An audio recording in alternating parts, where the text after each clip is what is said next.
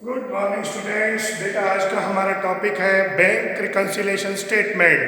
कल बेटा हमने डिस्कस किया था कि बैंक रिकन्सिलिएशन स्टेटमेंट बनाते टाइम किन किन आइटम को ऐड किया जाएगा। आज बेटा हम डिस्कस करेंगे कि बीआरएस बनाते टाइम किन किन आइटम को लेस किया जाएगा। देखो बेटा, number 1 check deposited into bank but not credited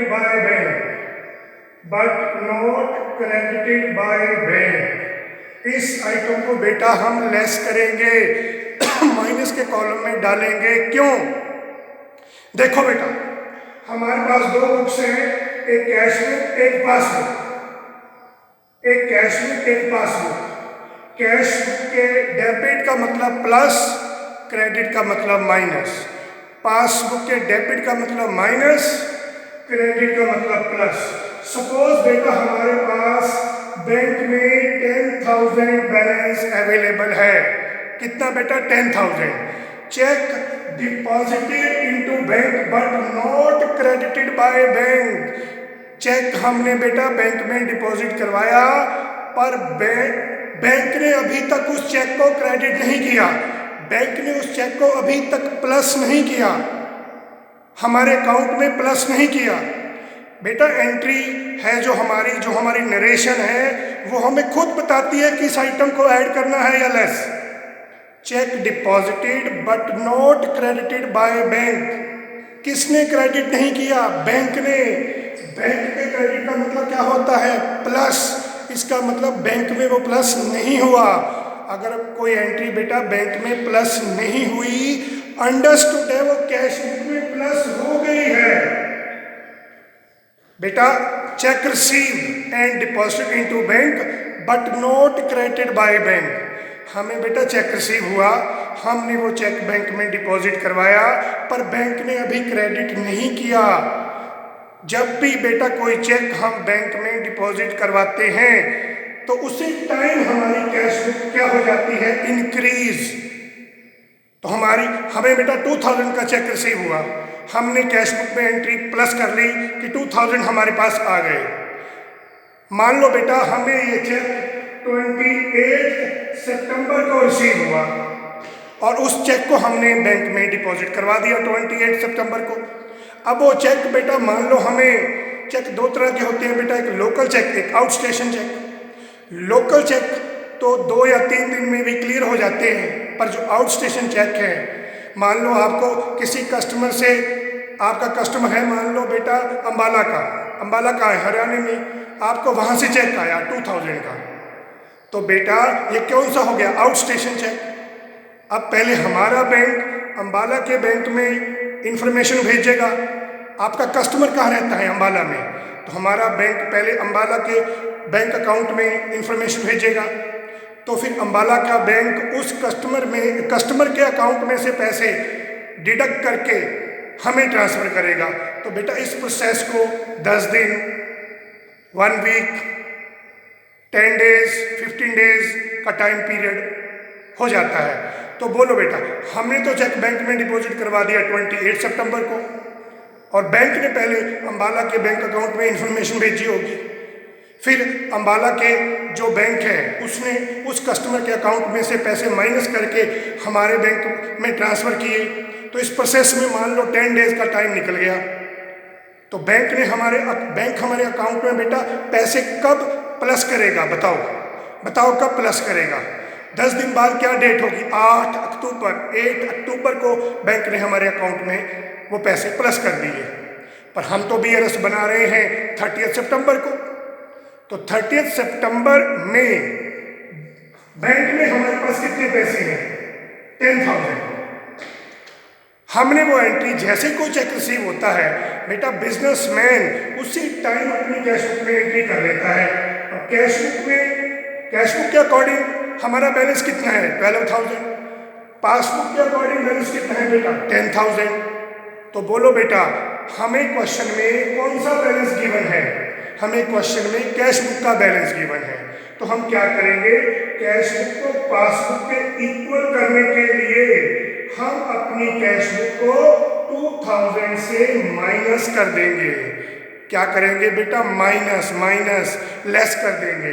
तो ये एंट्री बेटा हमारी लेस में आ जाएगी। किस में आ जाएगी बेटा, लेस में। नेक्स्ट देखो बेटा,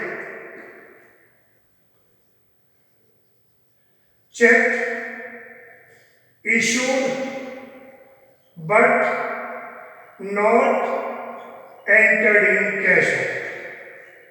check issued but not entered in cash। हमने बेटा चेक इशू किया, ठीक है, check issued but not entered in cash book. बेटा नरेशन खुद बता रही है, check issued but not entered in cash book. हमने राम को बेटा 2000 का चेक दिया 28 सितंबर को, BRS हम बना रहे हैं 30 सितंबर को, तो हम बेटा कैश बुक में एंट्री करना भूल गए। अगर हम किसी को चेक करें, चेक इशू करें, तो बेटा कैश बुक भी माइनस होगी, पासबुक भी माइनस होगी। पर नरेशन खुद बोल रही है check issued but not entered in cash book. Cash book में बेटा एंट्री करना भूल गए, तो इसका मतलब पासबुक में एंट्री हो चुकी है। अंडरस्टूड है बेटा ये। चेक्स इशूड, अगर हम किसी को चेक इशू करें, हमारी कैश बुक भी माइनस होगी, पासबुक भी माइनस होगी। पर हमें नरेशन क्या बता रही है, not entered in cash book.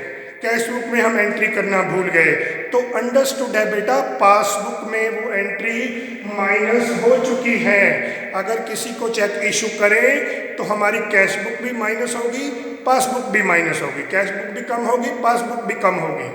तो अंडरस्टूड है हमारी पासबुक माइनस हो चुकी है बेटा।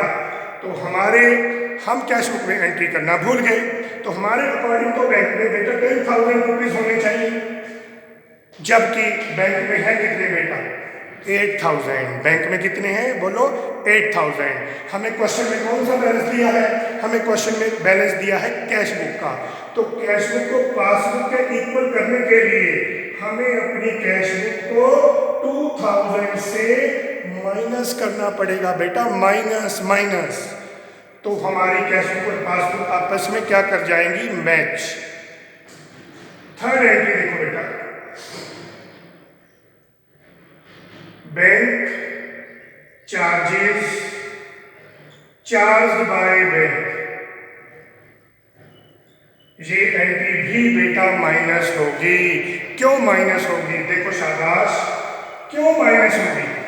Bank charges charged by bank.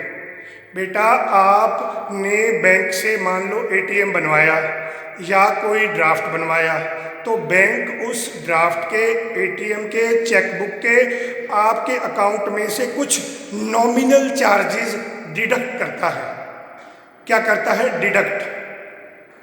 आपने बैंक से ATM बनवाया या आपने बेटा बैंक से चेकबुक इशू की करवाई, ठीक है, या बैंक से आपने कोई ड्राफ्ट बनवाया, तो बैंक उसके चार्जेस आपके अकाउंट से कुछ डिडक्ट करता है। सपोज बेटा आपने ATM बनवाया, ATM के चार्जेस हर साल बैंक आपके अकाउंट से डिडक्ट करता है। कोई बैंक 150 डिडक्ट करता है, कोई 100, according to their rules and regulations. ठीक है बेटा, मान लो आपने ATM बनवाया, ठीक है बेटा, आप ATM तो आजकल हर एक के पास है ही है। तो आपके बैंक में से बैंक ने 30 सितंबर को 100 रुपीज़ चार्जेस काट लिए, आपको कोई इन्फॉर्म नहीं किया। बैंक कभी भी ऐसी छोटी मोटी इन्फॉर्मेशन कस्टमर को प्रोवाइड नहीं करता। जब कस्टमर बैंक में खुद स्टेटमेंट लेने जाएगा तब उसको इसकी नॉलेज होगी कि हाँ वाकई बैंक ने 100 रुपीज़ चार्जेस काट लिए हैं।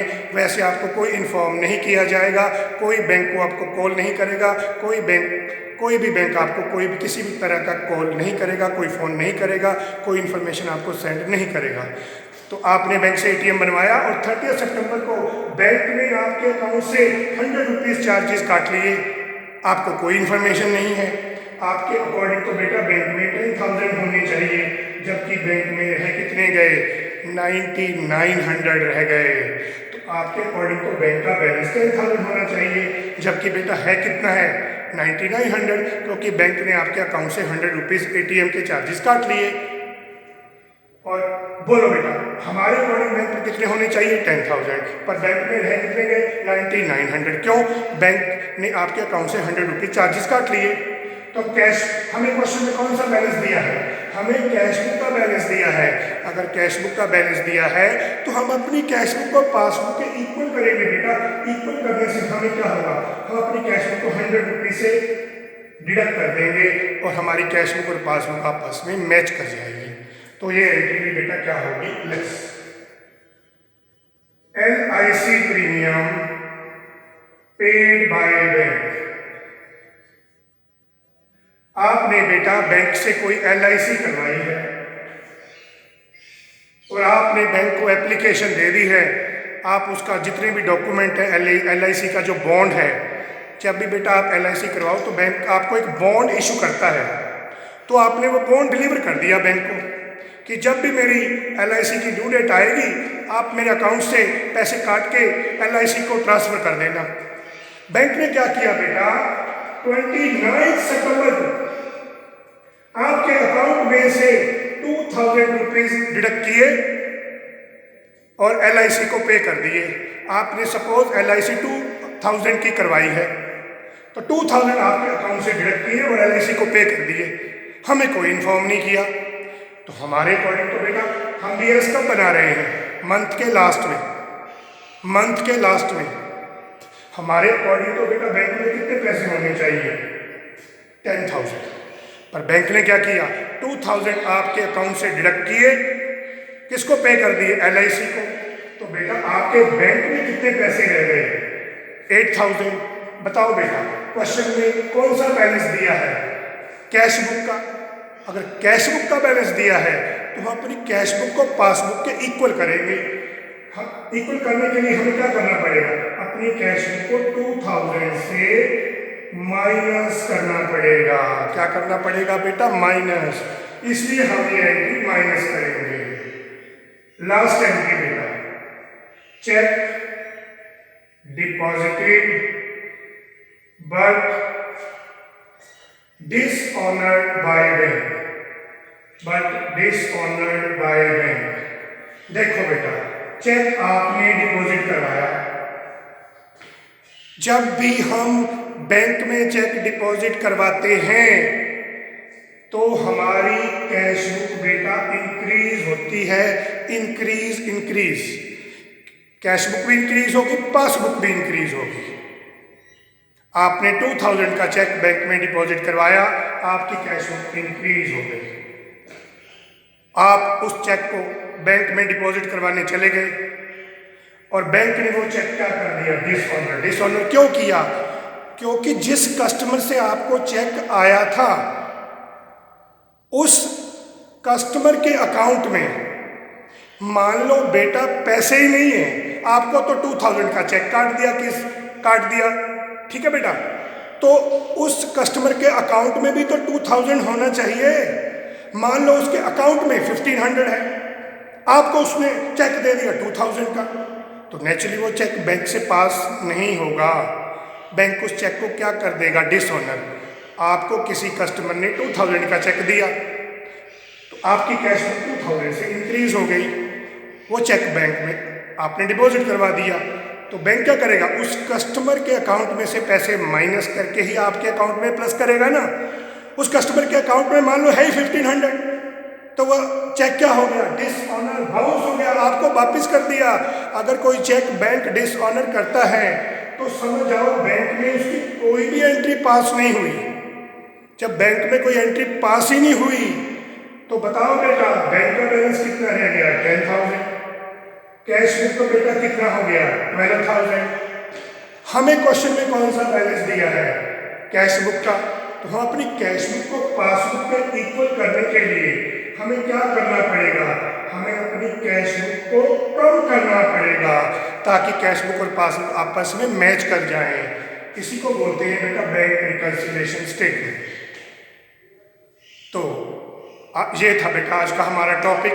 प्लीज़ इस वीडियो को ज़रूर अच्छी तरह देखो। कौन कौन सी आइटम मैंने डिडक्ट की है, कल कौन कौन सी आइटम ऐड की थी, उसके बाद ही कल नेक्स्ट वीडियो से फिर बेटा हमारा न्यूमेरिकल पोर्शन स्टार्ट हो जाएगा। ओके बेटा, गुड बाय बाय।